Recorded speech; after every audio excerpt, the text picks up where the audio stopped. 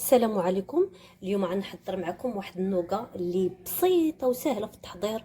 ما كتحتاج فران، ما كتحتاج مازال انا درتها في السيليكون هكا يعني باش تشد لا فورم. ممكن ما نخدموش حتى السيليكون اللي ما عندوش السيليكون او باش يدير.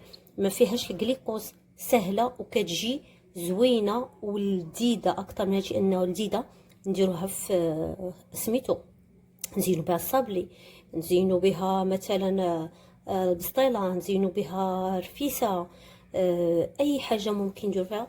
والاهم من هذا الشيء كما كتلاحظوا راه زوينه لذيذه، فورم ديالها زوين ومعلكه وما يابساش وما قاصحاش ملي كناكلوها. يعني ماشي ديك النوغا اللي تاكلها تحس بها بحال بتهرس لك قاصحه، هذه لا، معلكه ولذيذه. ديرها بحال هذيك النوغا اللي كنا كناكلو في الصغر اللي كتباع هكا، كتاكلها كتحس بديك التعليكه وديك القرمشه في نفس الوقت.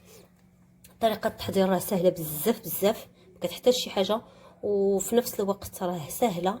نتمنى انكم تجربوا هذا النوغا بهذا الشكل وبهذه الطريقه. بسم الله. بالنسبه للنوغا الزنجله اللي عندنا، عندي هنا نص كاس نتاع العنبه، العسل العادي اللي كنديرو في المنزل.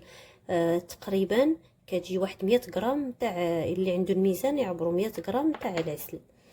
وعندي هنا واحد معلقه صغيره تقريبا نتاع الزبده هكا، هما جوج طريفات صغار تقريبا واحد 10 غرام. وعندي واحد نص كاس نتاع الزنجلان نتاع العنبه حتى هو تقريبا عندي 50 غرام نتاع الزنجلان. واحد طريقه الملحه. في الاول غادي نشد هذاك العسل، غادي نضيفو على ديك الزبده اللي عندنا وغادي نحطو فوق النار. غادي يبقى يغلى ليا حتى يبان ليا دار فقاعات كبيره، بدا كيدير دوك الفقاعات الكبيره. من بعد غادي نضيف عليه هذاك الزنجلان ديالنا. الزنجلان راه مغسول ومنقي، وهين شفتو فيه ماشي محمر، يعني هين شفتو فيه يعني في مقله كتحيد منه داك الماء باش ما يبقاش لينا فيه الماء نهائيا. صافي، نحاول ننزل كاع داك العسل اللي عندي هنا وغادي نخليه كما قلت لكم تيدير لنا الفقاعات.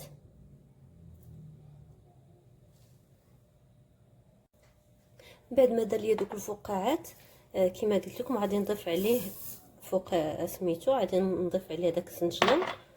غادي نعاود نرجعو تاني يبقى يزيد واحد تاني واحد شويه، عادي يبدا تيغلى لينا هذاك. هاد العمليه اللي كندير بحال قلنا كنشد هذاك تيتبخر هذاك الماء اللي عندي اللي تيكون في العسل، يعني باش ما تبخر تيبقى غادي داك العسل وكيتعلق باش يعطينا واحد النوغا. اللي نوغا هي كتعطي داك القوام اللي تيكون معلك و ميم طون شويه قاسح، ماشي بحال الا دخلناها للفران. بزاف الناس كتقسح ليهم او شي حاجه، وكل اللي ما تيبغيش يدير السيليكون يعني يدخلوا للفران، واخا كاين السيليكون اللي كيدخل الفران. المهم هاد العمليه كنخلي واحد شويه كيبقاو تيبان لنا دوك الفقاعات كيتحركوا، كيجيروا تيكونوا كبار المهم حنا او ميم طون كنحركوا وفوق النار. حنا كنحركوا حتى واحد تقريبا واحد 3 دقائق ماكسيموم 5 دقائق وما كايناش. المهم بحال هكا كنخليوه حتى تيتعلك معانا. ها هي النوغا ديالنا ملي تتغلى كدير الفقاعات غنطفيو عليها. من بعد ما دارت لينا ديك النوغا دروكا هاني تنوضعها تنفرغها في هاد القالب السيليكون. نوضعها ما حدا باقي سخونه قبل ما تجمد ليا. كتجي هكا زوينه وطريه، ماشي بحال هذيك يعني معلكه، ماشي بحال الاخرى اللي كتكون شحال من واحد في الفران يعني ما كيعطيهاش يعني في الطياب. اما سوا تتقسح ليه تتولي يابسه ما كتجيش زوينه، او ما عندوش السيليكون او بزاف د الحوايج. يعني بهذه الطريقه اي سيده تقدر تحضرها في البيت ديالها، يعني غير بالعسل. مكونات اللي موجوده بسيطه بحال العسل، الزبده، الملح، يعني 3 المكونات واي حاجه بغات، سواء بحال هكا زنجلان، لوز ايفيلي، لوز كونكاسي، كاوكاو، دوك الزرع بحال زرعت نوار الشمس، بحال اي حاجه زرعت الكتان، اي حاجه كتجي هكا يعني سهله وبسيطه. حتى الا ما عندش يعني ما كاينش السيليكون، ممكن تحضريه في تجي واحد ورق الطبخ وتسرحي نسرحو هكا فيه تقريبا، ومن بعد نقطعوها على شكل منين تبرد على شكل مربعات، كتجي زوينه. السر كله ديالها في الطياب، يعني نطيبوها تقريبا راه ما كايناش 5 دقائق ولا 3 دقائق، مكنيش 2 دقائق ماكسيموم حتى 2 دقائق ونص، راه على حسب هاد الكميه قليله اللي خدات معايا ماشي بزاف. يعني كتغلي تتدي ممكن باش تعرفوها واش طابت او ما طابتش، غادي دير واحد التجربه، غتشدوا واحد الطبيصيل خاوي بحال هكا وتحطوا فيه هذيك واحد شويه كتشوفوه بحال دابا اش كتتبان، هي باقي ما برداتش مزيان يعني متماسكه هكا، ومن بعد غادي تولي قازحه ها، وفي نفس الوقت معلكه منين تناكلوها. يعني كنعرفوها راه واجده معنا صافي، سهله في التحضير ديالها.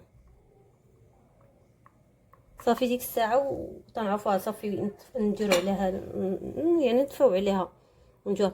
وإلا كنا كنصوبوها بحال هكا وبانت لينا بدات تتقصح يعني ما بقاش تجي تقاد لينا، او خلينا نعاودو نردوها شويه غير دوب هذاك العسل اللي فيها وراه كتقاد.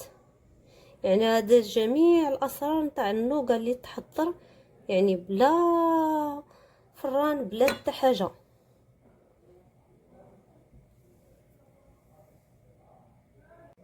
صافي من بعد ما ساليت حطيت يعني هذيك النوغا ديالي في السيليكون، ما كندخلها الفران كما قلت لكم، ما حتى حاجه، غنخليها هكا حتى تشد لينا راسها، راه كتجي مزيانه. زربانين بها ندخلوها للثلاجه واحد شوي وهي تجمد. الا جيت دابا مثلا هاد الاولين مثلا ها ديجا صافي لصقات، لا فورم ديالها زوين كما كتشوفوا هي. وإلا جينا ناكلوها راه معلكه، كتجي معلكه ماشي يابسه، نزوقوا بها الصابلي، نزوقوا بها اي حاجه بغيناها، راه كتجي غزاله وسهله.